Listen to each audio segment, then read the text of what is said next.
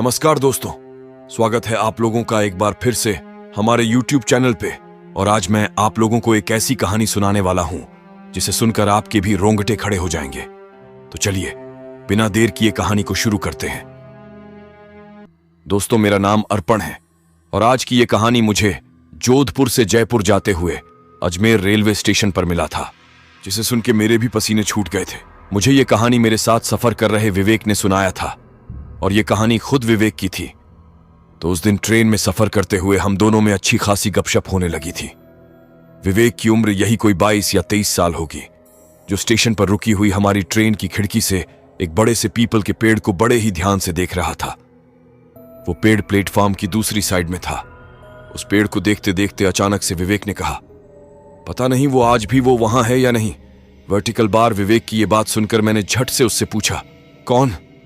और तब उसने मुझे सुनाई उस स्टेशन पर अपनी अंतिम सफर की वो सच्ची अपबीती। विवेक जोधपुर का रहने वाला था और जयपुर के एक इंजीनियरिंग कॉलेज में 4th ईयर स्टूडेंट था। अजमेर में रेलवे स्टेशन से 15 मिनट की दूरी पर दिग्गी मार्केट के पास उसकी मौसी रहा करती थी। एक रात वो जोधपुर से बाएं ट्रेन अजमेर आया था। उसे अगले दिन अजमेर यूनिवर्सिटी में कुछ काम था। उसने सोचा रात को मौसी के यहां रुककर सुबह यूनिवर्सिटी चला जाएगा और फिर वापस से ट्रेन पकड़कर जयपुर चला जाएगा। मगर मौसी को फोन करने पर पता चला कि वो एक मैरिज फंक्शन में गई हुई है और वो अगली सुबह वापस घर आएंगी। उन्होंने विवेक के लिए घर की चाबी अपने घर के नीचे ही बनी हुई एक किराने की दुकान पर छोड़ी हुई थी।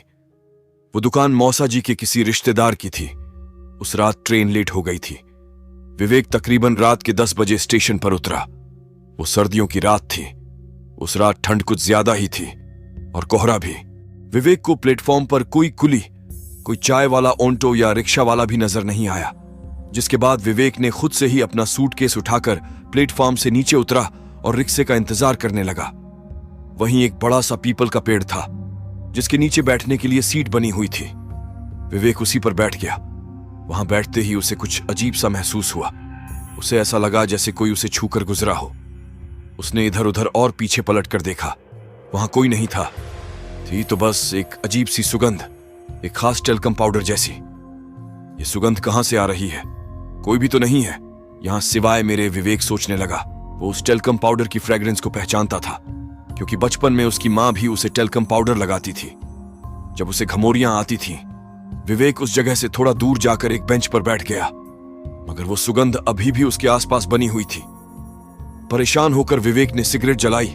उसने सोचा शायद इससे वो अजीब सी सुगंध भी चली जाएगी और उसे सर्दी से भी राहत मिलेगी।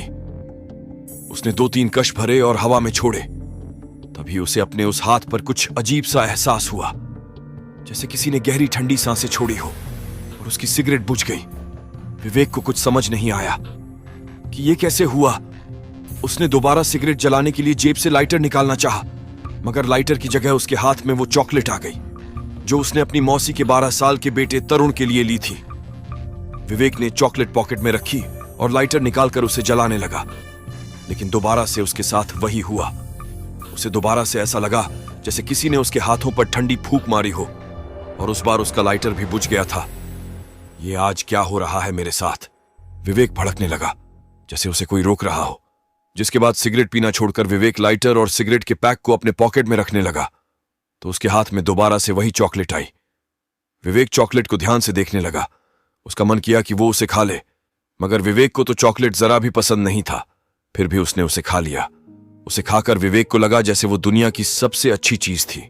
अब उसे और भी चॉकलेट खाने की इच्छा हो रही थी।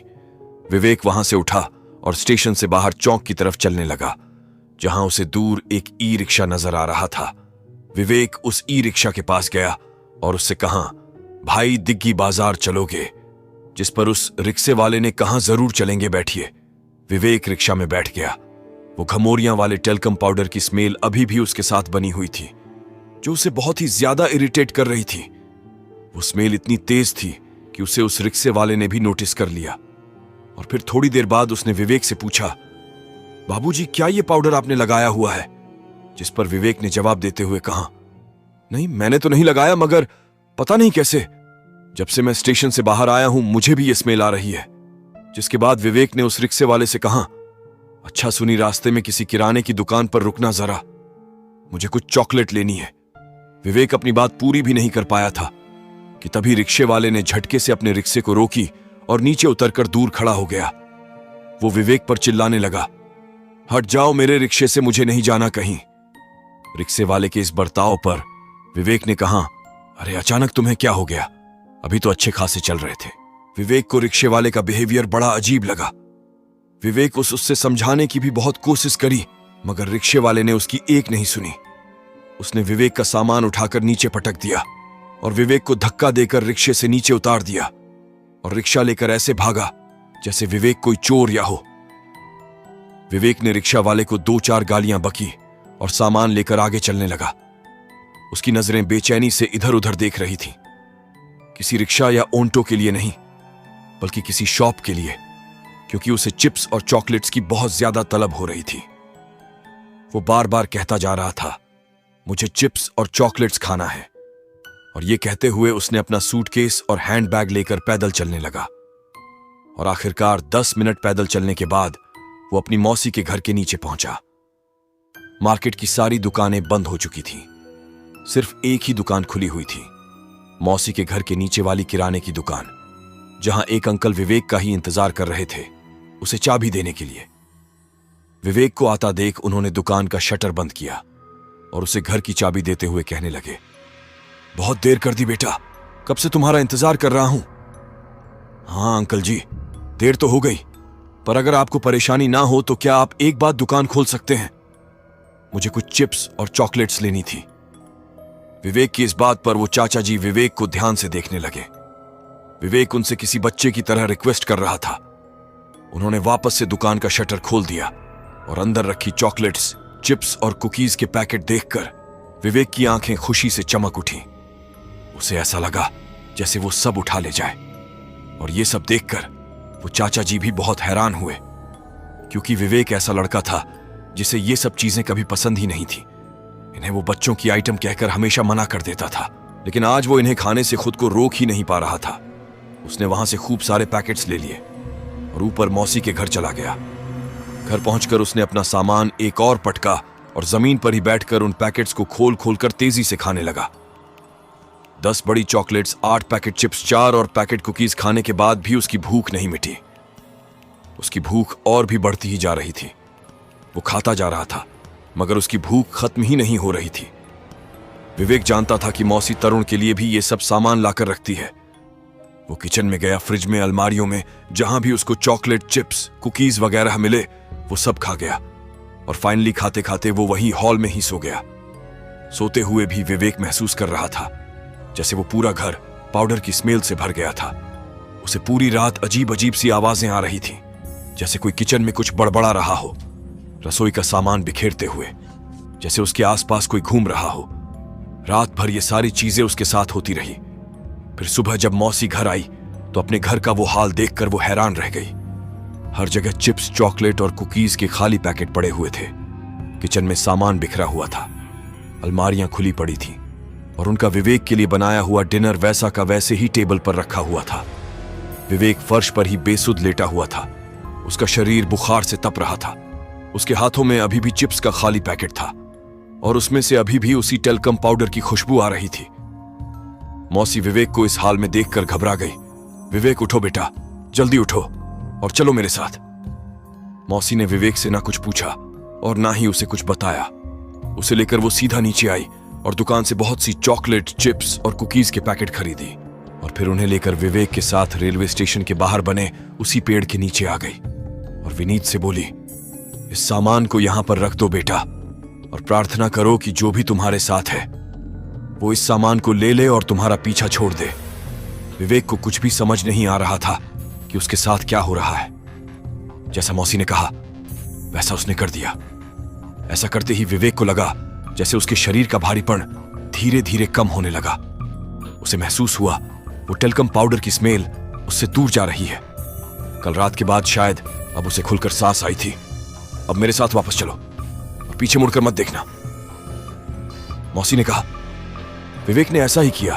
उसने महसूस किया कि उसकी चिप्स और चॉकलेट खाने की तलब भी अब चली गई थी और ओवर ईटिंग की वजह से उसका पेट भी दर्द कर रहा था। वापस घर पहुंचकर विवेक ने मौसी से पूछा, यह सब क्या था? मौसी, आप मुझे वहां क्यों लेकर गए थे? पहले ये बताओ। फिर मौसी ने विवेक से पूछा, क्या कल ट्रेन से उतरकर तुम उस पेड़ के नीचे बैठे थे? हाँ, बैठा तो था। रिक्शे का इंतजार कर रहा था। क्या तुम्हारे पास कोई बच्चों के खाने की चीज थी? हाँ, चॉकलेट थी। मैंने उसे खाया भी था, जबकि मैं तो कभी चॉकलेट नहीं खाता। जिस पर मौसी ने जवाब देते हुए कहा, चॉकलेट तुमने नहीं, उसने खाई थी, उस बच्ची की आत्मा ने, जो उस पेड़ पर रहती है। कौन बच्ची, कैसी आत्मा? विवेक ने हैरानी से पूछा। तुम्हें नहीं पता, मगर यहां आसपास रहने वाले लोग जानते हैं। उस पेड़ पर एक बच्ची की आत्मा रहती। कहते हैं कुछ साल पहले 12 साल की लड़की एक ट्रेन से अपनी फैमिली के साथ जयपुर जा रही थी। उस स्टेशन पर ट्रेन कुछ देर के लिए रुकी थी। वो बच्ची चिप्स और चॉकलेट खरीदने स्टेशन पर उतर गई और उस दिन ट्रेन जल्दी चल पड़ी। घबराहट और जल्दबाजी में वो बच्ची ट्रेन पर नहीं चढ़ पाई और ट्रेन के नीचे पटरी पर गिर पड़ी। ऑन इन द स्पॉट सिर पर चोट लगने के कारण उसकी मौत हो गई। लोग कहते हैं तब से ही उसकी आत्मा उस पेड़ पर ही रहती है। जब भी कोई उस पेड़ के नीचे रुकता है और अगर उसके पास चॉकलेट या चिप्स वगैरह होते हैं तो वो आत्मा उसके साथ हो लेती है। उन चीजों को खाने के लिए इस हादसे से विवेक इतना डर गया था कि फिर वो वापस उस स्टेशन पर नहीं गया और फिर अगले दिन वो बस से जयपुर गया। तो दोस्तों, ये थी विवेक की एक सच्ची आप बीती। वैसे आपको ये वीडियो कैसी लगी कमेंट बॉक्स में जरूर से बताएं।